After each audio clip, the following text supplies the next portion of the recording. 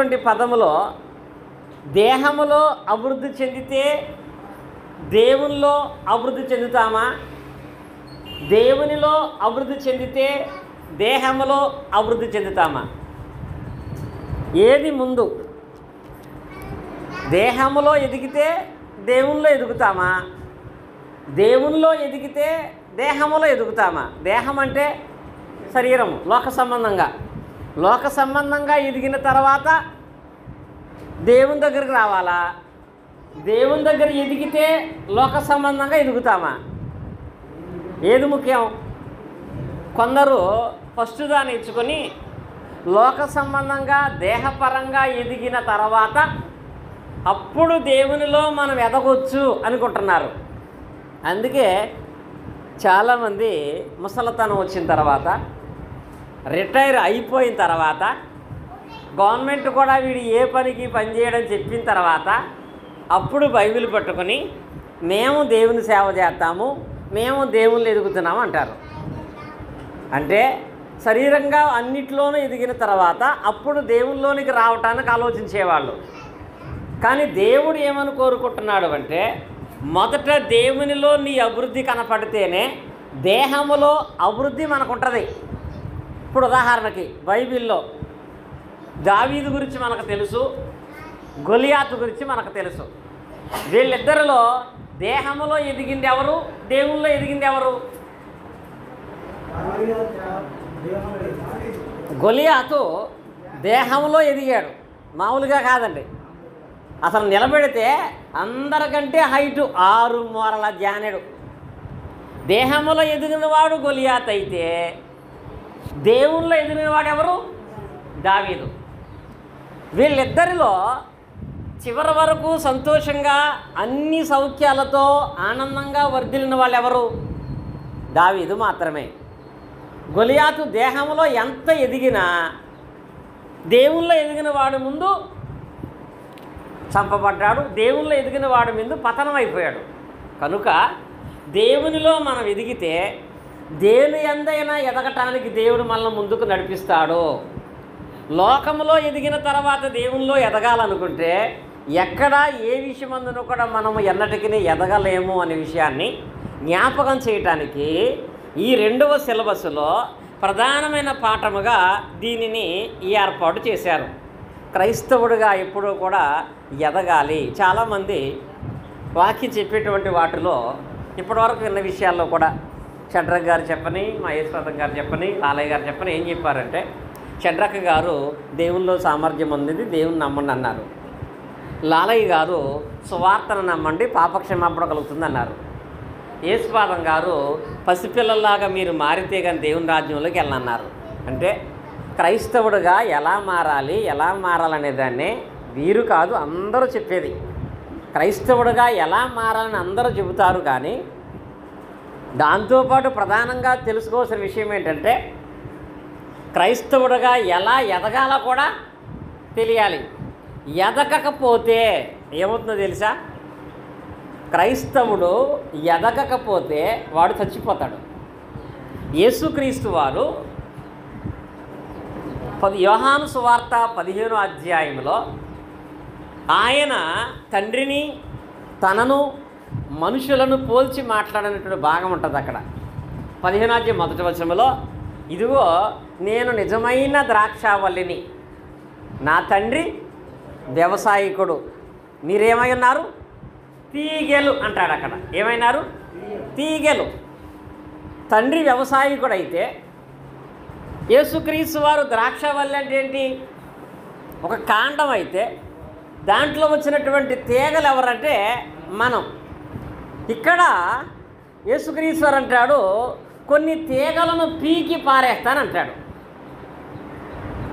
అక్కడ వాక్య భాగంలో పీకి పారేసే తీగలేంటి ఏముంటుంది? అక్కడ ద్రాక్షవల్లిలోనే ఉన్నాయి, కానీ అవి ఫలించట్లేదు కనుక, ఎదుగుదల లేదు కనుక, అభివృద్ధి లేదు కనుక ద్రాక్షవల్లిలోనే ఉన్న వాటిని పీకి పారేస్తానంటాడు. క్రైస్తవుడికి ఎదుగుదల లేకపోతే చావే. క్రైస్తవుడిగా మారిన తర్వాత క్రైస్తవుడుగా తాను ఎదుగుతూ క్రీస్తునందు అభివృద్ధి పొందితేనే భౌతికంగా అభివృద్ధిని దేవుడు మనకు చూపిస్తాడు. అలా క్రైస్తవుడుగా ఎదగాలంటే ఏం చేయాలి అనేటువంటి వాటిలో మొట్టమొదటిగా క్రైస్తవుడిగా అభివృద్ధి చెందటానికి కొత్త నిబంధనలో కొన్ని షరతులు ఉన్నాయి. అభివృద్ధి చెందాలన్నా క్రైస్తవుడిగా ఎదగాలన్నా కొన్ని షరతులు ఉన్నాయి. ఆ షరతులు పాటించిన వాడే నిజమైన క్రైస్తవుడిగా ఎదుగుతాడు. షరతులు అంటే నియమాలు. ఇప్పుడు ఉదాహరణకి పరుగు పందెం పెట్టారు. పరుగు పందెంలో పరిగెట్టే వాళ్ళందరికీ పరిగెట్టే బలం ఉంటే సరిపోద్దా? పరుగు పందెంలో నియమాలు కూడా పాటించాలా? ఏం చేయాలి? నియమాలు కూడా. ఇప్పుడు ఎప్పుడైనా పరుగు పందాలు చూడండి, ఒక గ్రౌండ్లో పెడితే ఆ గ్రౌండ్ చుట్టూ గీతలు గీసి ఉంచుతారు. వాడు ఆ గదిలోనే పరిగెడుతూ ఉండాలి. అందులో కూడా కొన్ని నియమాలు ఉంటాయి. ఆ నియమం ప్రకారముగానే వాడు పరిగెట్టాలి. ఇప్పుడు ఉదాహరణకి మా ప్రసాద్ గారు ఉన్నారు, ఆయనకి పరుగు పందెం పెట్టారు. మన రేజర్ల ఈ ప్రాంతం నుంచి, అంటే ఇక్కడ నుంచి రేజర్ల మెయిన్ రోడ్డుకి అందరికంటే ముందు ఆయన వెళ్ళాలి. ఇది పరుగు పందెం. ఇలాంటి పరుగు పందెం పెట్టినప్పుడు రేజర్లో మెయిన్ రోడ్డుకి వెళ్ళటమే ముఖ్యం కాబట్టి నాకు బండి ఉంది కాబట్టి బండి వేసుకెళ్ళిపోతుంటే కుదురుతుందా? రోడ్డుకి వెళ్ళాలి కానీ నీకు బండి ఉంది కాబట్టి వేసుకెళ్తే అది కుదరదండి. నాకు సైకిల్ ఉంది కాబట్టి వేసుకెళ్తే కుదరదండి. నాకు ఆల్రెడీ అడ్డ రోడ్డు తెలుసు కాబట్టి వెళ్ళిపోతానంటే కుదరదండి. అందులో అనుకున్న గోలు సాధించాలంటే, అక్కడ ఉన్న బహుమానం పొందాలి అంటే నియమాలు ఉంటాయి. అలాగే క్రైస్తవుడిగా ఎదగటానికి కూడా క్రొత్త నిబంధనలో కొన్ని నియమాలు ఉన్నాయి. ఆ నియమాలలో ఒక 5 నియమాలు మనం జ్ఞాపకం చేసుకున్నట్లయితే, మొట్టమొదట క్రైస్తవుడిగా ఎదగాలంటే పేతురు రాసిన మొదటి పత్రిక 2వ అధ్యాయములో 2వ వచనములో పేతురు గారి ద్వారా ఇక్కడ ఒక నియమాన్ని మనం చూస్తాం. పేతురు రాసిన మొదటి పత్రిక 2వ అధ్యాయము 2వ వచనం. సమస్తమైన దుష్టత్వమును సమస్తమైన కపటమును మాని కొత్తగా జన్మించి శిశువును పోలిన వారై నిర్మలమైన వాక్యమును పాల వలన రక్షణ విషయములో ఎదుగు నిమిత్తము ఆ పాలను అపేక్షించుడి అనే పదం రాయబడింది. అంటే ఇక్కడ ఎదగాలంటే ఎలా ఎదిగిన వాడినే క్రైస్తవుడుగా అభివృద్ధి చెందడానికి అంగీకరిస్తాడంటే ఎలా ఎదగాలి? నిర్మలమైన పాల లాంటి వాక్యము వలనే వాడు ఎదగాలి. ఎలా ఎదగాలి? పాలు. ఏ పాలు? వాక్యం అనే పాల చేత మాత్రమే ఎవడైతే నిలబడతాడో, వాక్యము చేత మాత్రమే విశ్వాసాన్ని కలిగి ఉంటాడో వాడే ఎదుగుతాడు. అనగా బైబిల్లో చెప్పడం ప్రకారముగా ఎవడైతే లోబడతాడో వాడే ఎదుగుతాడు. నిర్మలమైన పాల వలన మాత్రమే. ఉదాహరణకి పరుగు పందెంలో పరిగెట్టేవాడు ఏదైనా ఆహారం తిని పరిగెత్తచ్చా, పరిగెత్తకూడదా? ఉపవాసంతో పరిగెట్టేస్తారా, తిని పరిగెడతారా? ఉపవాసంతో పరిగెట్టేస్తారా? ఏం పెట్టరు అసలు, ఏం తినకూడదా? తినకపోతే వాడు 1/2 కిలోమీటర్ కూడా వెళ్ళరు కదా. వాడు ఆహారం తిని పరిగెట్టవచ్చు. కానీ అలా తన శరీరముకు శక్తి రావటానికి తీసుకునే విషయంలో మళ్ళీ కొన్ని ఉంటాయి. డ్రగ్స్ కానీ ఇంజక్షన్ కానీ తీసుకుంటే వాడు క్వాలిఫై అవ్వడు. అలాగే క్రైస్తవుడుగా ఎదగాలంటే పాలు మాత్రమే తాగాలి. పాలేంటి? వాక్యముతో మాత్రమే నువ్వు ఎదగటానికి ప్రయత్నం చేయి. వాక్యముతో మాత్రమే. వాక్యాన్ని నమ్మాలి, వాక్యాన్ని తినాలి, వాక్యాన్ని అనుసరించాలి. ఆ వాక్యమే నీకు బలాన్ని ఇవ్వాలి తప్ప ఎవడో సాక్ష్యం నీకు బలం ఇస్తే దానివల్ల నీవు అభివృద్ధి చెందడానికి యోగ్యుడు కాదు. ఎవడొక వచ్చిన దర్శనం వలన నేను అభివృద్ధి చెందుతానంటే దానికి నీవు క్వాలిఫై అవ్వవు.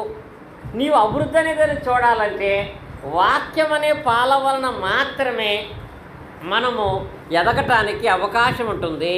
వాక్యం అనేటువంటి పాలు తప్ప సాక్ష్యాల వల్ల కానీ, కళల వల్ల కానీ, దర్శనాల వల్ల కానీ నేను కూడా దేవుల్లో బలపరచబడుతున్నాను అంటే అది నీ అభివృద్ధికి ఆధారము కాదు. అలా వచ్చే వాళ్ళని ఈ పందెంలో దేవుడు అసలు పాల్గొననివ్వడం. ఏం చేస్తాడు? అని బయటికి గెంటేస్తాడు. క్రైస్తవుడికి ఎదిగితేనే భౌతికంగా అభివృద్ధి ఉంది.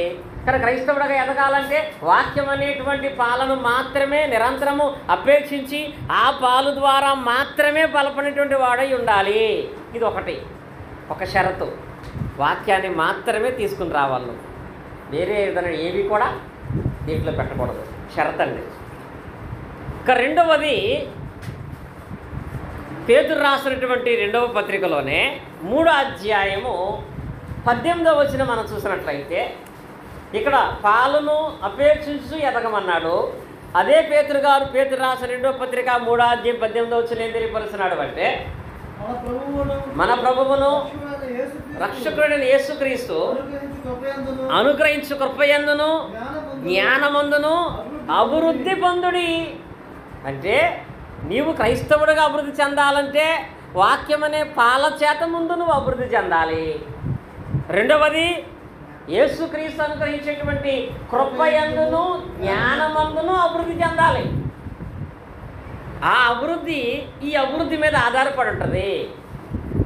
కృపయందును జ్ఞానమందును అభివృద్ధి పొందటం అంటే, కృప అంటే ఏంటి? కృపయందును అంటే కృపయందు దేవుడైతే తన కృపను మనకు చూపిస్తున్నాడు. అంటే మనం సాధించలేని దానిని ఉచితంగా ఇవ్వటమే కృప. అది దేవుని కృప. కానీ మనం కూడా కృపయందు అభివృద్ధి చెందాలంట. మనకి ఇవ్వబడినటువంటి కృప ఏంటో తెలుసా? మనకి ఇవ్వబడినటువంటి కృప ఏమిటి అంటే, కొరింథీయులకు రాసిన పత్రికలో 2వ పత్రిక 8వ అధ్యాయము 3-4 వచనాలలో పౌలు గారు అక్కడ సంఘానికి ఈ కృపలో మీరు ఎదిగితేనే దేవుడు మిమ్మలను అభివృద్ధి పరుస్తాడు, ఈ కృపలో మీరు ఎదిగితేనే అన్ని విషయాల్లో దేవుడు మీరు ఎదుగుగా సహాయం చేస్తాడు అని అక్కడ మనం ఉండవలసినటువంటి కృపను తెలియపరిచాడు. ఏ కృప అది? ఈ కృప విషయంలో చూడండి, ఇక్కడ ఈ కృప విషయంలోనూ పరిశుద్ధుల కొరకైనా పరిచర్య విషయంలోనూ పాలు పొందే విషయంలోనూ మనపూర్వకముగా చూడండి. ఇక్కడ ఈ వాక్య భాగంలో చెబుతున్న పదం ఏంటంటే, మీరు కృపయందు వర్ధిల్లటం అంటే, కృప అనగా పరిశుద్ధులకు పరిచర్య చేసేటువంటి స్వభావం కలిగి ఉండటం కూడా కృప. పరిశుద్ధులకు పరిచర్య చేయటం అంటే, ఉదాహరణకి యేసు గారు నాకు 5,000 ఇచ్చాడు. ఆయన నా మీద కృప చూపించాడా? నేను ఆయన మీద కృప చూపించానా? ఎవరి మీద ఎవరు చూపించినట్టు? ఆయన నాకు డబ్బులు ఇచ్చాడంటే ఆయన నా మీద కృప చూపించినట్టు. నేను ఆ కృపను పొందుకోవటానికి అతని దృష్టిలో యోగ్యుడిగా ఉన్నట్టు. ఇది మనుషుల దగ్గర. కానీ దేవుని దగ్గరకు వచ్చేటప్పటికి ఇచ్చేది మనమైనా మనం ఇచ్చిన దాన్ని తీసుకున్న దేవుడే కృప కలిగిన వాడై ఉంటాడంట. ఎందుకని? ఇది చాలాసార్లు తెలియపరిచాను. లాలయ్య గారి దగ్గర 10 లక్షలు ఉన్నాయి. ఇందాక మా కారు టైర్ పట్టడానికి మా రవి గారి దిగి టైర్ గాలి పట్టించాడు. ఒకవేళ ఆ కారు లాలయ్య గారిది, టైర్ పట్టడానికి ఆయన ఖర్చు 20 రూపాయలు. లాలయ్య గారి దగ్గర 10 లక్షలు ఉన్నాయి. యేసుపాదం గారు, లాలయ్య గారు మీ కారుకి టైర్ గాలి పట్టుకోండి, ఇదిగో 20 రూపాయలు అంటే తీసుకుంటాడా? ఎందుకని? నా దగ్గర 10 లక్షలు ఉన్నాయి, కాలు టైరు కూడా పట్టుకోలేని పరిస్థితుల్లో ఉన్నాననుకుంటున్నావా అంటాడు అనడా? కానీ దేవుడైతే నీవు ఆయన మహదైశ్వర్యవంతుడై ఉన్నా నీ సామర్థ్యాన్ని బట్టి 10 రూపాయలు ఇచ్చినా తీసుకుంటున్నాడు, 100 రూపాయలు ఇచ్చినా తీసుకుంటున్నాడు. ఇది మన కృప కాదు. ఎవరి కృప? ఎందుకని? ఆయన మనం ఇచ్చేది తీసుకుంటేనే ఆయన మనకు తిరిగి ఇస్తాడు కనుక నిజంగా ఆయనకి మన దగ్గర తీసుకోవటం ఇష్టం లేదనుకో, ఎప్పటికీ మనకి ఏముండదు. దానివల్ల ఫలితం, ఇప్పుడు భూమి ఉంది, మనం విత్తనాలు చల్లుతుంటే భూమి దాన్ని తీసుకుంటుంది.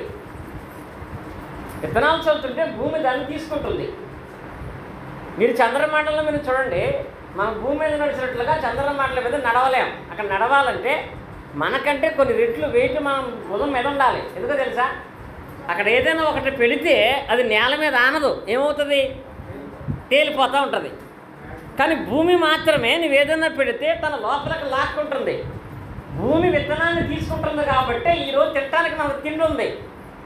భూమి విత్తనాన్ని తీసుకోవడానికి కనుక ఇబ్బంది పడితే ఈరోజు మనకు తిండి లేదు. అలాగే దేవుడు కూడా నువ్వు ఇచ్చేది తీసుకునే మనసు కలిగి ఉన్నాడు కాబట్టి లెక్కకు విస్తారమైన ఫలితాన్ని పొందే అవకాశం మనకు వచ్చింది. ఇది కృప. అందుకంటున్నాడు, మీరు దేవునికి ఇచ్చే విషయంలో కృపయందు ఎంత ఎదిగారో. కుటుంబంలో ఎదగాలి, మా పిల్లలు బాగా ఎదగాలి, మా ఆరోగ్యములు అభివృద్ధి ఉండాలి, మా సంపాదనలు అభివృద్ధి ఉండాలి అని ఈ అభివృద్ధి అంతా మీరు చూస్తున్నారు. కాబట్టి ఈ అభివృద్ధి దేవుడు మీకు చూపించాలంటే కృపలో మీరు ఎంత ఎదిగారు. కృపలో మన యొక్క అమౌంట్ ఎంత ఉంటుంది, పరిచర్యలో మన సమయం ఎంత ఉంటుంది, పరిచర్యలో మన భాగం ఎంత ఉంటుంది. ఎదగాలనుకునే ప్రతి ఒక్కరు కూడా వీటిలో ఎదిగితేనే అందులో ఎదుగుతారు. ఇది షరత్ అండి. ఎందుకని చెప్తున్నాడు? మీరు అభివృద్ధి చెందాలంటే ముందు మీరు కృపలో అభివృద్ధి చెందాలి. ఆ తర్వాత ఏంటి? కృపయందును జ్ఞానమందును అభివృద్ధి చెందుడి. ఎక్కడ చదువుకున్నాం మనం? పేతురు పత్రికలో చదువుకున్నాం కదా. పేతురు రాసిన 2వ పత్రిక 3:18 వచనంలో యేసుక్రీస్తునందు ఈ కృపయందును జ్ఞానమందును అభివృద్ధి ఉండాలంట. ఏ జ్ఞానం? తిమోతి రాసిన 1వ పత్రిక 2:4 ఉంటుంది. మనుషులందరూ కూడా సత్యమును గూర్చిన అనుభవ జ్ఞానం కలిగిన వారై ఉండాలి. అంటే దేవుని పిల్లలుగా మనం వస్తున్నామంటే మనలో విశ్వాసముతో పాటుగా వాక్యమును గురించినటువంటి జ్ఞానం కూడా ఉండాలండి. జ్ఞానం అందు ఎదగాలి. బైబిల్ దేవుడు అందరికీ ఇచ్చాడండి. బైబిల్ ఎన్ని పుస్తకాలు ఉన్నాయి? 66 పుస్తకాలు ఉన్నాయి. కనీసం ఈ 66 పుస్తకాలలో 20 పేర్లన్నా సీరియల్గా మనకు వస్తాయా? చెప్పగలమా? అంటే ఇది బైబిలే, దాన్ని మనం కొనుక్కున్నాము కానీ దాని జ్ఞానం మనకు రావట్లేదు. మొన్న వచ్చిన ఫోన్ గురించి అందరికీ జ్ఞానం వచ్చేసింది. ముసలి వాళ్ళు 60 సంవత్సరాలు 70 సంవత్సరాల వయసులో కలిగిన వాళ్ళు కూడా ఫోన్ వాడుతున్నారు. దాని మీద జ్ఞానం ఉంది. ఇంత కొత్త మా రమేష్ గారికి పిల్లలు 2 ఉన్నారంట. మొన్న పెద్ద అబ్బాయి 10th క్లాస్ అయింది, ఇంకొక అబ్బాయి చదువుతున్నాడు. వాళ్ళ అమ్మాయి ఇంతే ఉంటుంది. ఆ పిల్లలిద్దరూ బండి తోలుతుంటే నేను కూడా బండి తోలేతాను అంటుందంట. అంటే ప్రతి చిన్న వస్తువు మీద ఒక అవగాహన అనేది మనం తెచ్చుకుంటున్నాం. కానీ నీ జీవితం అనేది అభివృద్ధి చెందాలంటే నీకు దేని మీద ఉండాలి?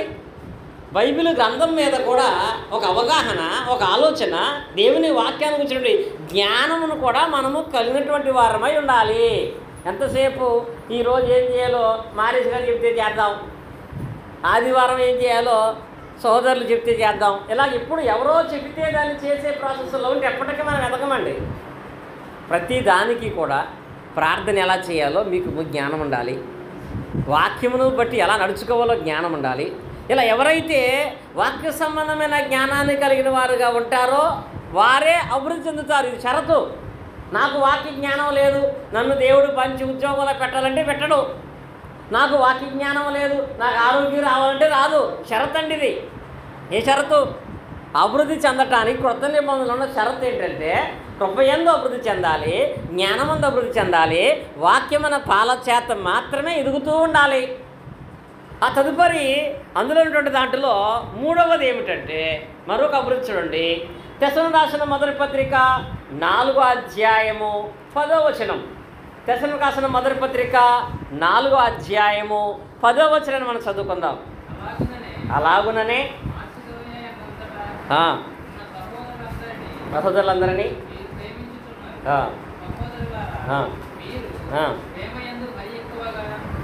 ప్రేమయందు మరి ఎక్కువగా అభివృద్ధి నొందుడి. ఇక్కడ మీకు అర్థమవుతుందా? చదివిన ప్రతి పదములో ఏముంటుంది? అభివృద్ధి. అభివృద్ధి చెందండి, అభివృద్ధి చెందండి, అభివృద్ధి చెందండి.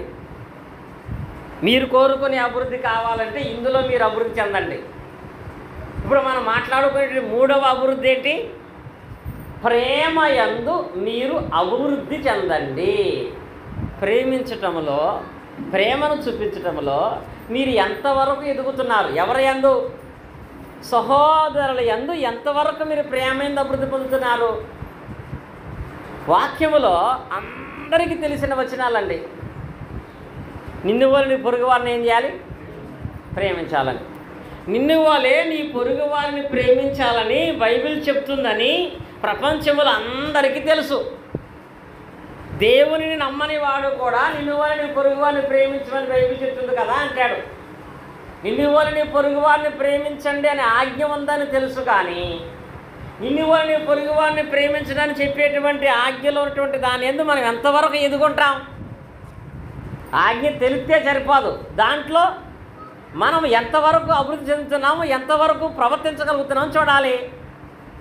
ఉదాహరణకి లూకా సువార్తలో మనం చూసినట్లయితే 10వ అధ్యాయంలో యేసుక్రీస్తు వారు నిన్ను వారిని పొరుగు వారిని ప్రేమించండి, ప్రేమలో అభివృద్ధి పొందటం అంటే ఏంటో తెలియటం కోసం అక్కడ ఆయన ఒక మంచి ఉపమానాన్ని తెలియపరిచారు. లూకా సువార్తలో 10వ అధ్యాయాన్ని మనం చూసినట్లయితే ఇక్కడ 29వ వచనం నుంచి 37వ వచనం వరకు ఉంటుందండి. నేను క్లుప్తంగా చెప్తాను. ఇక్కడ ఉన్నటువంటి వాక్య భాగంలో యేసుక్రీస్తు చెప్పిన ఉపమానం ఏంటంటే, ఒకడు యెరూషలేము నుంచి యెరికో పట్టణానికి దిగెళ్తున్నాడు. ఏ ఊరి నుంచి? యెరూషలేము నుంచి యెరికో పట్టణానికి దిగెళ్తున్నాడు. ఎండగా ఉంటే ఒక బాధ, చల్లగా ఉంటే ఒక బాధ. అంతేగాని మనకి ఎండగా ఉంటేనేమో చెమటలు పట్టేసి వాక్యం వినబుద్ధి అవ్వదు, చల్లగా ఉంటేనేమో నిద్ర పట్టేసి వాక్యం వినపడదు. ఇప్పుడు ఏంటి పరిస్థితి? నులివెచ్చగా ఉంటేనేమో ఆయన ఊరుకోడు. కనుక దయచేసి వాక్యాన్ని కొద్దిసేపు మన వాక్యాన్ని విందాము. ఇక్కడ ఉంటే ఈ వాక్య భాగంలో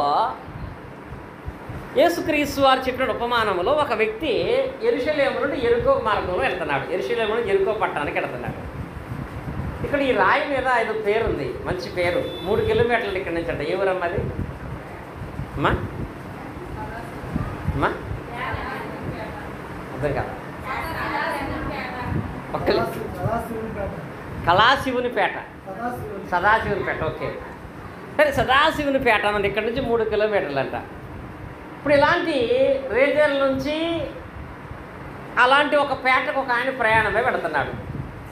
వెళుతుండగా మార్గ మధ్యలో మారేజ్ గారి పొలం దగ్గర ఎవరో కొంతమంది దొండగలు కాసి అతన్ని కొట్టి గాయపరిచి అతని దగ్గర ఉన్న వస్త్రాలు డబ్బులు తీసుకుని రోడ్డు పక్క గెంటేసి వెళ్ళిపోయారు. కొన ప్రాణంతో వదిలేశారు. కొన ప్రాణంతో రోడ్డు పక్కన కొట్టుకుంటున్నాడు ఆయన. కొన ప్రాణంతో పడిపోయినటువంటి ఆ వ్యక్తి ఆ ప్రాంతంలో పడిపోయి ఉంటే ఆ ప్లేస్కి ఫస్టే యాజకుడు వచ్చాడంట. ఎవరు వచ్చారు? యాజకుడు అనగా నిత్యము దేవుని సేవ చేసేవాడు, దేవుని వాక్యం ప్రకటించేవాడు, దేవుని సేవ చేసేవాడు. అలాంటి అంటే ఇప్పుడు దేవుని సేవ చేసేటువంటి యాజకుడు అంటే అందరికి రోజు ఏం చెప్తాడు? నిన్ను వాళ్ళని పొరుగు వాళ్ళని ప్రేమించాలమ్మా, నిన్ను వాళ్ళని పొరుగు వాళ్ళని ప్రేమించాలయ్యా అని అందరికీ చెప్తాడు. అలా అందరికీ వాక్యం చెప్పే యాజకుడు ఆ మార్గం గుండా వెళుతుంటే పాపం రోడ్డు పక్కన కొన ప్రాణంతో గాయాలైపోయి పడున్నవాడిని చూశాడు. చూసి అతనికి వాక్యం గుర్తొచ్చుంటుంది, కానీ ఇది నేను చేయలేనులే, నేను కాకపోతే ఎవరో ఒకరు చేస్తారని చెప్పి పక్కగా వెళ్ళిపోయాడు. ఆ తర్వాత అదే మార్గంలో కొంచెంసేపటికి ఒక లేవీయుడు వచ్చాడు. లేవీయుడు అంటే దేవుని ఆలయమునికి వెళ్ళేవాడు, దేవుని వాక్యము తెలిసినటువంటి వాడు. లేవీయుడు అక్కడ వచ్చి అతను కూడా చూశాడు, కానీ ఈ ఒక్క పని నేను చేయటానికి నాకు ఇప్పుడు అంత సమయం లేదు, సరే ఇతర విషయంలో నేను కాకపోతే ఎవడో ఒకడు చేస్తాడని వెళ్ళిపోయాడు. ఆ తర్వాత అదే రోజుమట ఎవరు వచ్చారంటే సమరయుడు వచ్చాడు. వచ్చి ఆయన చూసి ఆ పడిపోయిన ఆయన మీద కనికరపడి వాడు గాయాలు కట్టి మందు రాసి హాస్పిటల్ తీసుకెళ్ళి హాస్పిటల్లో జాయిన్ చేసి ఏదైనా వైద్యం చేయండి, ఇంకేమైనా డబ్బులు కావాల్సి వస్తే మళ్ళీ వచ్చినప్పుడు ఇస్తానని చెప్పి హాస్పిటల్లో జాయిన్ చేశాడు. యేసుక్రీస్తు చెప్పినట్టు ఉపమానంలో యాజకుడు, లేవీయుడు, సమరయుడు ముగ్గురు ఉన్నారు. ఈ ఉపమానానికి ఆ ఉపమానం తెలిసినటువంటి వారంగా మనం పెట్టిన పేరేంటి? ఉపమానానికి ఏం పేరు పెట్టారు? ఏ సమరయుడు? మంచి సమరయుడు. ఏ సమరయుడు అంట? మంచి సమరయుడు అనే ప్రత్యేకత ఆయనకి ఎందుకు వచ్చింది? మంచి యాజకుడు ఎందుకు అవ్వలేదు? మంచి లేవీడు ఎందుకు అవ్వలేదు? మంచి సమరయుడని ఎందుకు అన్నాడు? వాస్తవంగా చెప్పాలంటే సమరయులు అంటేనే మంచోళ్ళు కాదని అందరి భావన. యోహాను సువార్త 4వ అధ్యాయంలో సమరయ స్త్రీ అంటది, అయ్యా మమ్మల్ని అందరూ నీచంగా చూస్తారు, సమరయులని యెరూషలేము దేవాలయానికి రానివ్వరు తెలుసా, అందుకే సమరయ స్త్రీ కొండ మీద ఆరాధన చేసుకుంటుందంట. సమరయులు నడిచేటువంటి మార్గమందు యూదులైనటువంటి వాడు నడవరు, సమరయులు నీళ్ళు ఇస్తే తాగరు, సమరయులతో సాంగత్యం చేయరు, అంటరాని వాళ్ళగా చూసే సమరయుడు ఈరోజు మంచి సమరయుడు ఎలా అయ్యాడండి? అతను కనపరిచిన ప్రేమయందు ఆయనకున్నటువంటి అభివృద్ధిని బట్టి. మరి నేటి దినాలలో మనము ప్రేమలో ఎలా ఉన్నాం? ఈ రాత్రి సువార్త సభలు జరుగుతున్నాయి. సువార్త సభలు దేవుని శక్తిని బట్టి దేవుడు తన మహిమకరంగా జరిగించుకుంటాడు. ఆ సభలు జరగటానికి మనం ఏ విధమైన సహాయం చేయాలో, ఏ సహాయం చేయగలిగే సామర్థ్యం దేవుడు మనకిచ్చాడో మనకు తెలిసినా ఈసారికి నేను చేయలే, ఎవడో కూడా చేస్తాడు అనుకున్నామంటే మనం ఎవరం? యాజకులు లాంటి వాళ్ళమే. ఈసారికి వద్దులే, ఈసారి చూద్దాంలే, ఎవడో కూడా చేస్తాడు అనుకుంటే ఎవరు మనం? లేవీలమే. కానీ ఎదుగుదల ఎవరిలో ఉంటుందంటే మంచి పేరు కాదు, ఆ పేరు గల వ్యక్తి మంచి వ్యక్తి అనిపించుకోవాలి. అంటరాని వాడుకున్న సమరయుడు మంచి సమరయుడు అయ్యాడంటే అతను ప్రేమ యందు ఎంత ఉన్నతమైన స్థానంలో ఉన్నాడు. తన సహోదరుని ప్రేమించడంలో, దేవుని ప్రేమించడంలో, దేవుని సేవకులు ప్రేమించడంలో మనం ఎంత ఉన్నతమైన స్థానంలో ఉన్నామనే దానిని మనం జ్ఞాపకం చేసుకోవాలి. ప్రేమయందు అభివృద్ధి పొందేటువంటి గుణాన్ని కలిగి ఉండాలి. ఇలాంటి గుణాన్ని కలిగిన వ్యక్తి హెబ్రీయులకు రాసిన పత్రికలో 13వ అధ్యాయము 1వ వచనంలో మనం చూస్తాము. హెబ్రీయులకు రాసిన పత్రిక 13వ అధ్యాయము 1వ వచనం, సహోదర ప్రేమ నిలవరముగా ఉండనివ్వండి. ఏం చేయాలంట? ఇది షరతు. మీరు భౌతికంగా ఎదగాలంటే, ఆత్మీయముగా ఎదగాలంటే సహోదర ప్రేమ అనేది మీలో నిలకడగా ఉండాలి.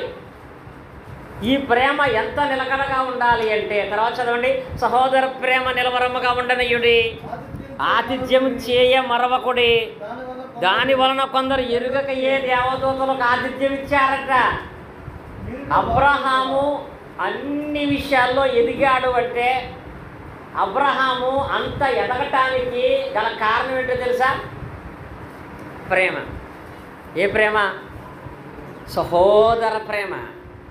భర్త మీద ప్రేమ ఉంటుంది, భార్య మీద ప్రేమ ఉంటుంది, పిల్లల మీద ప్రేమ ఉంటుంది. ఈ ప్రేమ మనను అన్ని విషయాల్లో అభివృద్ధి చేయదండి. నిజమైన ప్రేమ నీది కాదనుకున్న విషయంలో కూడా కనుపరచడమే నిజమైన ప్రేమ. సహోదర ప్రేమ నిలవరమ్మగా అనేటువంటి ఒక ఆయన తెలియక ఏ దేవదూతలకు ఆతిథ్యం ఇచ్చాడంట. ఎవరైనా? అబ్రహాము గారండి. అబ్రహాము సహోదర ప్రేమ కలిగి ఆతిథ్యము చేసినటువంటి ఆ దినాన అబ్రహాము జీవితంలో ఏదైతే ఇంకా లేదో ఆ తీరేటువంటి ఆశీర్వాదం వచ్చింది. అబ్రహాము ఆశీర్వాదాల్లో సంపూర్ణుడయ్యాడు. ఏ విషయంలో? సంతాన విషయంలో. అబ్రహాముకి దేవుడు సంతానము కలుగు చేసేటువంటి ఆశీర్వాదం ఇవ్వడానికి అబ్రహాము చేసిన పని ఏంటంటే ప్రేమను కలిగిన వాడుగా ఉన్నాడు. నిజంగా చెప్పాలంటే ఆదికాండ 18వ అధ్యాయంలో స్టోరీ ఉంటుంది. 18వ అధ్యాయంలో అబ్రహాము గారు భోజనం చేసి బయట కూర్చుంటే అతని కనుచూపు మేరలో ఒక 3 మనుషులు అడవిలో నడుచుకుంటూ వెళ్తున్నారంట. అది ఎవరో తెలియదు. నడుచుకుంటూ వెళుతుంటే వాళ్ళని చూసి ఈయన లోపల ఉన్నటువంటి ప్రేమ కనుపరుచుకునే సమయం వచ్చింది అనుకున్నాడు.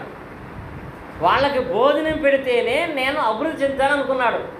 అనుకుని వెంటనే ఆ ఎండవేళ లేచి పరుగున వాళ్ళ దగ్గరకు వెళ్ళి అక్కడ ఉంటుంది వాళ్ళ ముగ్గురికి ఏం చేశాడంట?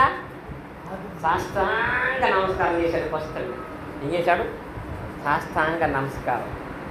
అబ్రహాము గారు నమస్కారం చేశాడనే దానికంటే అబ్రహాము గారు నమస్కారం చేసేటువంటి స్థితిలోనే ఉన్నాడా? అసలు ఆలోచిస్తే నమస్కారం స్థితిలో ఉన్నాడా? మీ ఏరియాకి ఎమ్మెల్యే వస్తే ఎంతమంది గార్డ్స్ వస్తారు? ఎంతమంది వస్తారు? గార్డ్స్ అంటే సెక్యూరిటీస్ ఎంతమంది వస్తారు? ఎమ్మెల్యే ఈ సీఎం గారు కాదు, పిఎం గారు కాదు. ఎంతమంది వస్తారు? మా ఏరియాలో ఒక ఆయన ఉన్నాడు, ఆయన రాత్రి వచ్చాడు, ఆయన కూడా ఒక్కతనే వచ్చాడు. అంత ఆస్తి, ఒక గార్డు ఉన్న గొప్ప అధికారం కలిగిన వాడు, గొప్ప ఐశ్వర్యవంతుడని. కానీ అబ్రహాం గారికి బాడీ గార్డ్స్ ఎంతమందో తెలుసా? అబ్రహాముకున్న ఆస్తిని బట్టి అబ్రహాం గారి ఇంట్లో ఉండేటువంటి బాడీ గార్డ్స్ ఎంతమందో తెలుసా? చెప్పగలరా? అబ్రహాం బాడీ గార్డ్స్ 318 మంది అండి. ఎంతమంది? 318 మంది అబ్రహాము గారి ఇంటిలో బలార్జులైనటువంటి బలవంతులైనటువంటి బాడీ గార్డ్స్ ఉండేవాళ్ళు. అంటే అబ్రహాము బాడీ గార్డ్స్ ఎంతమంది అయితే అబ్రహాము గారి ఆస్తి ఎంత ఉన్నట్టు అప్పుడు? ఆదికాండములో 14వ అధ్యాయం 14వ వచనం చూస్తాం. ఎంతమంది ఉంటారు అప్పుడు? కానీ అంత ఆస్తిపరుడు తన అవసరం కోసం కాదండి. ఇప్పుడు మనం కూడా ఎంత ఆస్తిపరులమైనా డాక్టర్ కాళ్ళట్టుకుంటాం. ఇప్పుడు మన ప్రాణం మీదకి వచ్చింది కాబట్టి, మన అవసరం కాబట్టి, లాయర్ కాళ్ళట్టుకుంటాం మన అవసరం కాబట్టి, పోలీసుడు కాళ్ళట్టుకుంటాం మన అవసరం కాబట్టి. ఎవడ డాక్టర్ అయినా డాక్టర్ పూర్తిగా చదవకపోతే డాక్టర్ పూర్తిగా చదువుకోని మనం పట్టుకుంటామా? వాడి బాగు కోసం మన కాళ్ళు పట్టుకోం, మన అవసరం కోసం పట్టుకుంటాం. కానీ అబ్రహాము గారు కాళ్ళకు నమస్కారం చేశాడు అంటే వాళ్ళ దగ్గర తింటాక వాళ్ళకి పెడతాక ఇదేంటికి వాళ్ళకి భోజనం పెట్టడానికి. అంటే ఈ స్థాయిలో తనను తాను తగ్గించుకొని అంత ప్రేమను కనపరిచే స్వభావం ఎందుకు వచ్చిందంటే అతను కోరుకున్నది దేవుల్లో నేను ఎదగాలి, దేవుడు చూపించి ఎదుగుదల నేను చూడాలి అని. మరి నేటిది నాన్న మహేష్ గారు అడిగితే సహాయం చేసేవాళ్ళు ఎంతమంది ఉంటారు? అడక్కపోయినా అబ్రహాములాగా నేను సహాయం చేస్తాను, నేను పరిచర్య చేస్తానని చెప్పగలిగినటువంటి వాళ్ళు ఎంతమంది ఉంటారు? అడక్కపోయినా చేసినవాడు అబ్రహాము, అడిగినా పట్టించుకునే నేటి సినిమాలో ఉన్నటువంటి వాళ్ళు. అడిగినా సరే ఆయన పాఠమైన చదువుకుంటూ వెళ్ళిపోతాడు, మనకు సంబంధం లేదనుకునేవాళ్ళు. కానీ అబ్రహాం అలాగ అనుకుంటే ఈరోజు విశ్వాసులకు తండ్రి అయ్యేవాడు కాదు. సమరయుడు అలా అనుకుంటే ఈరోజు మంచి సమరయుడి పేరు ఆయనకి వచ్చేది కాదు. ఇది అవకాశం ఉంటే చేసేది కదండి, షరతు. బహుమానం పొందాలంటే పరుగు పందెంలో పరిగెట్టేవాడికి ఎలా షరతులు ఉంటాయో దేవుని దగ్గర బహుమానం పొందాలంటే ఇవి ఖచ్చితమైన షరతులు. వాక్యం తెలియకుండా అభివృద్ధి చెందవు, వాక్యం అనే పాలు తాగాల్సిందే. రెండోది ఏం చెప్పుకున్నాం మనం? కృపయందు జ్ఞానమందు అభివృద్ధి చెందాల్సిందే, కృపను జ్ఞానాన్ని కలిగి ఉండాల్సిందే. మూడోది చెప్పుకున్నాం మనం, ప్రేమ యందు కూడా నువ్వు విస్తరించి అభివృద్ధి చెందాల్సిందే. ప్రేమ లేకపోతే, కృప లేకపోతే, జ్ఞానం లేకపోతే, వాక్యం లేకపోతే నువ్వు ఎందులోనూ అభివృద్ధి చెందలేవు. దేహంలో అభివృద్ధి చూడాలంటే దేవుళ్ళు అభివృద్ధి చెందాలి, దేవుళ్ళు అభివృద్ధి చెందాలంటే ఈ మూడింటి యందు మనం అభివృద్ధి చెందాలి. ఇంకా 4వ షరతు ఏంటో తెలుసా? యోహాను సువార్తలో 15వ అధ్యాయంలో చదువుకున్నాం కదా, 15వ అధ్యాయం 1-2 వచనాలలో ఉన్నటువంటి మాటని బట్టి చెప్పాలంటే 1 గంటకు ముగించాలి కాబట్టి కరెక్ట్గా 1:05 ముగిస్తాను నేను. నిజమైతే దీన్ని నెక్స్ట్ రేపు కంటిన్యూ చేస్తాం, పూర్తి అవుతుంది. 4వ షరతు ఏంటో తెలుసా? అభివృద్ధి చెందాలంటే తెలియపరిచాడు, ద్రాక్షవల్లిలో తీగ ఉంటే కానీ దానంతరదు ఫలించదు. ఎక్కడ ఉండాలి? ద్రాక్షవల్లి అంటే ఎవరు? యేసుక్రీస్తు. తీగలంటే ఎవరు? మనం. ద్రాక్షవల్లిలో ఉంటామంటే ఇప్పుడు క్రీస్తు ఏమై ఉన్నాడు? సంఘం ఎవరు? యేసుక్రీస్తు వారి శరీరం. చాలా బాగా చెప్పాడు. సంఘం క్రీస్తు శరీరం, ఆ సంఘానికి క్రీస్తు శిరస్సు. మరి ఇప్పుడు మనము క్రీస్తులో ఉండటం అంటే దేంట్లో ఉండాలి? సంఘములో ఉండాలి. సంఘములో లేకుండా నువ్వు ఎన్ని ధర్మకార్యాలు చేసినా, సంఘములో లేకుండా ఎంత వాక్యం చెబుతున్నా, సంఘములో లేకుండా ఎంత జ్ఞానాన్ని కలిగి ఉన్నా దానివల్ల ఎదుగుదల ఉండదు. ఖచ్చితంగా దేవుడు తెలియపరిచాడు, వాక్యాన్ని ఎంత విన్నా, కృపలో జ్ఞానంలో ఎంత ఎదిగినా, సహోదర ప్రేమ కలిగి ఉన్నా, క్రీస్తులో లేకపోతే ఎవడూ కూడా ఫలించలేడు. అనగా ప్రతి ఒక్కరూ కూడా సంఘమందు సహవాసాన్ని కలిగిన వారుగా ఉండాలి, సంఘములో ఉండాలి, సంఘ సంబంధమైన సహవాస కార్యక్రమాలలో ఉండాలి. ఇలా ఎవరైతే సంఘ సహవాసంలో ఉంటారో, ఇలా ఎవరైతే సహోదరి ప్రేమను కలిగి ఉంటారో, ఇలా ఎవరైతే కృపయందు జ్ఞానము అభివృద్ధి చెందుతారో, ఇలా ఎవరైతే వాక్యం అనే పాలను నిరంతరం అపేక్షించే వారై ఉంటారో వారే అభివృద్ధి చెందుతారు. ఇందులో క్రైస్తవులుగా ఎవరైతే అభివృద్ధి చెందుతారో అబ్రహాములాగా అన్ని విషయాల్లో కూడా దేవుడు మనను అభివృద్ధి చేస్తాడు. ఇవి షరతులు. ఈ షరతుల ప్రకారంగా మనం ఎదగాలంటే, మనం ఎదగటానికి సహకరించేవి కొన్ని ఉన్నాయి. ఆ సహకరించేవి ఏంటో రేపు తరగతులు చెప్పుగించుకుంటాం. మనం ఎదగటానికి సహకారం ఇచ్చేవి చెప్పుకున్నాం కదా. ఉదాహరణకి పరుగు పందెంలో పరిగెత్తాలంటే షరతులు ఉంటాయి. ఆ బిల్లోనే పరిగెత్తాలి, అలాంటి ఆహారమే తీసుకోవాలి, ఆ స్థలానికి వాడు పరిగెత్తుకెళ్ళాలి. ఇప్పుడు అలా పరిగెట్టడానికి సహకరించేవేంటి? ఉదాహరణకి పందెపు రంగంలో పరిగెత్తే వాడు కంఫర్ట్గా ఉండటానికి, పరిగెట్టడానికి ఊలుగా ఉండటానికి వాడు ఏం వేసుకుంటాడు? సహకారం. షూ వేసుకోకూడదా? షూ వేసుకుంటారు. ఎందుకు అవి? షూ ఎందుకు? వాడు పరిగెట్టడానికి వాడికి సహకరించడానికి. కొంతమంది పరిగెట్టేటప్పుడు ఈ తల గుడ్డ కట్టుకుంటారు. ఎందుకో తెలుసా? తలకెందుకు గుడ్డ కడతారో తెలుసండి? తల గుడ్డ కట్టకపోతే ఆ తలలో చెమటలు పట్టి అవి ఇలా జారి కళ్ళల్లోకి రాకుండా క్లాత్ కడతారు. అంటే ఇప్పుడు ఈ పరిగెట్టేటప్పుడు వాడికి అడ్డం రాకుండా ఈ గుడ్డ వాడు సహాయం చేస్తుంది, చెప్పులు షూ వాడికి సహాయం చేస్తాయి. అలాగే ఆత్మీయంగా మనం ఎదగటానికి కూడా మనకు సహకరించేవి కొన్ని ఉన్నాయి.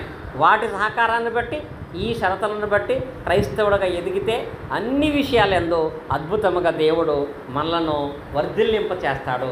అలాంటి క్రైస్తవ సంబంధమైనటువంటి అభివృద్ధిని ప్రతి ఒక్కరు కూడా కలిగి ఉండే విషయంలో మనం క్రైస్తవులుగా మారాము, కానీ క్రైస్తవులుగా ఎదిగామా లేదని చూసుకునే విషయంలో పరిశీలన చేసుకుందాము.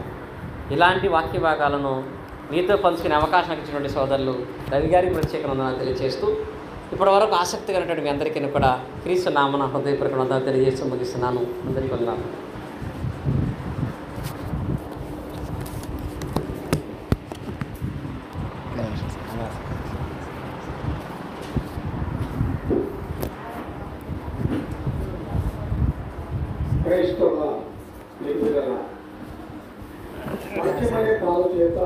పెంచబడాలి.